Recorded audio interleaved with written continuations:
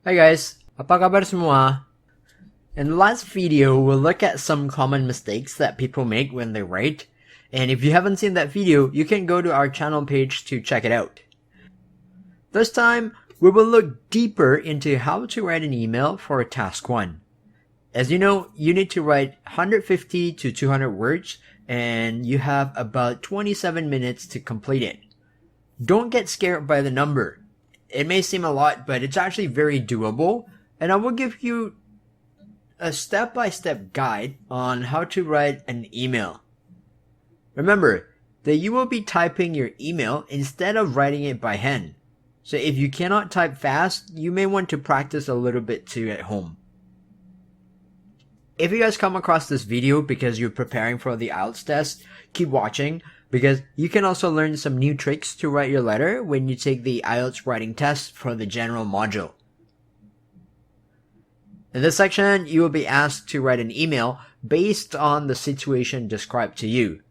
Then, there are typically 3 bullet points asking you to do a combination of the following: to describe the intent of the email, to explain, and or to suggest something.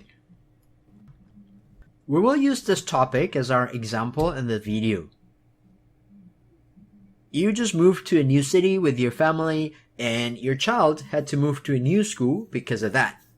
However, your child doesn't like the new school and you want to talk to the teacher about it. Write an email to the teacher in about 150 to 200 words. In your email, describe the reasons why your child doesn't like the school, suggest some solutions to the problems, make an appointment with the teacher to discuss the situation. When you're taking the test, read the question carefully. There are always people who misunderstand the question or miss the details, miss 1 or 2 things, and write something that may not be relevant. But you don't want to be one of them. Make notes of what you need to cover in your email. If you watch my previous videos, I usually use an outline, and I will do the same here too. For this task, we can do this. We start with an opening, describing the reason why you're writing the letter, and include a context based on what they tell you in the question. Then you will go into the body paragraphs using the prompts that they already give you, because these are the body paragraphs. You want to explain your ideas and you can support them with examples too. In the end, you would write a closing paragraph. It doesn't have to be very long at all. A lot of my students often worry because they do not know how to start when they're writing an email. So today, I'm hoping to dispel that fear. I've thought of several types of email that you may have to write. We will look at several ways you can begin the email as well as how we may end it. What you will see is mostly for formal emails. You may have to write an informal or semi-formal emails, so be prepared. I would also like to remind you that this is just a set of examples. By no means they're the only ways to write an email. If you enjoy our videos and want to continue to support us, please like the video and subscribe to our channel. Or if you know other people who are preparing for the CELPIP test too, you can always share the links to our videos and our channel as well. Okay, there are many different types of letter, and here are some of them. But we will only examine the first 4, which are request or inquiry letter, apology letter, complaint letter, and thank you letter in this video. Remember our sample question earlier about writing an email to a teacher about your student? Your son? Which type of letter does that fall under? Yes, it will be a request letter. You're requesting a meeting with the teacher to talk about your child's situation. Still not sure how you can start your letter? Keep watching. Here are some sentences that may inspire you to come up with your own creative ways. Perhaps we can use the sentence, I'm writing to discuss blah blah blah. And because you're the parent, you may have to introduce yourself first. In this situation, that would be a logical thing to do to tell the teacher who you are. On the other hand, if you're writing a business letter, for example, rather than introducing ourselves, we may introduce the organization we're representing. You can search sample letters online too if you need more references. Here, you'll see a sample opening paragraph for our sample question. We'll start with introducing ourselves, and then we state the reason why we wrote the email, followed by the situation given in the question. For the time being, we will jump to the closing part. Because we're making a request or an inquiry, we want to thank the person for the help he or she will provide. For that reason, we can say thank you. Alternately, you can also use the common expression, I look forward to hearing from you, I'll look forward to your reply, and so on. From our last video, you will know that coherence is important. Always think about what you're writing and what the purpose is. Make sure that it makes sense and natural. Remember I said you can look up sample letters online? The more you read, the more you'll know, and the more you grasp what's considered natural in English. Now we'll look at different types of letters, some sentences you can use to help write your opening, and in the end, we'll go back to our sample question and complete the letter that we need to write to the school teacher. A complaint letter. Maybe this is a common type of letter that comes up often in an English test like CELPIP or IELTS. Because this is a complaint, we typically ask for a solution as well at the end. That's why we will include that sort of message. I've created some sample opening sentences. When you write your sentence, make a distinction between a time when you have to use a noun or noun phrase and a time when you have to use a clause. If I say, I'm writing to inform you that, you will need to use a clause to complete the sentence, not a noun phrase. The reason for your complaint is usually something that you need to make up.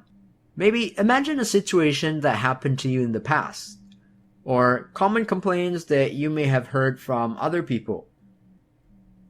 You don't need big and sophisticated ideas.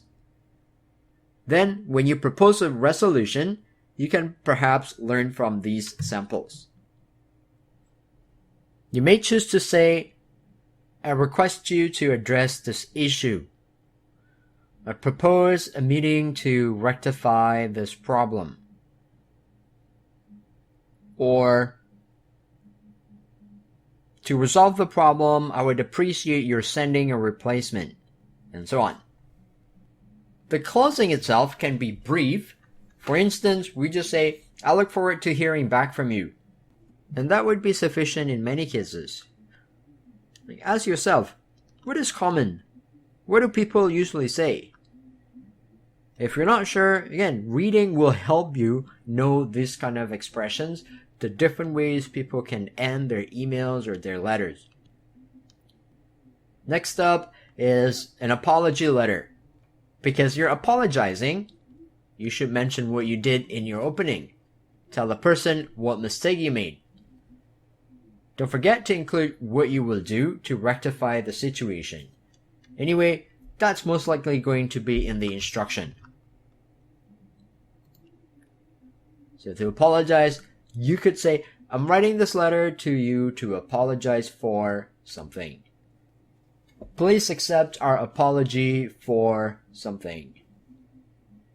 So the top ones are more formal compared to the last two that I have on the slide, which are my apologies for my mistake, and I just wanted to say sorry or apologize for my mistake. And at the end, it's polite to say thank you for the reader's understanding, or maybe for giving you a second chance. And you may want to provide some assurances that this won't happen again in the future. To do that, perhaps you can use, or you can kind of practice using some sample sentences I've made up here. Thank you for your support. Thank you for your time and consideration. And we assure you that. And here we can actually learn some expressions, how we could offer solutions. The first one, it says, we'll issue a full refund for your purchase. We will send a technician to investigate the problem and make sure everything is fixed before the technician leaves. To practice on your own, you can think of slightly similar situations and make your own sentences.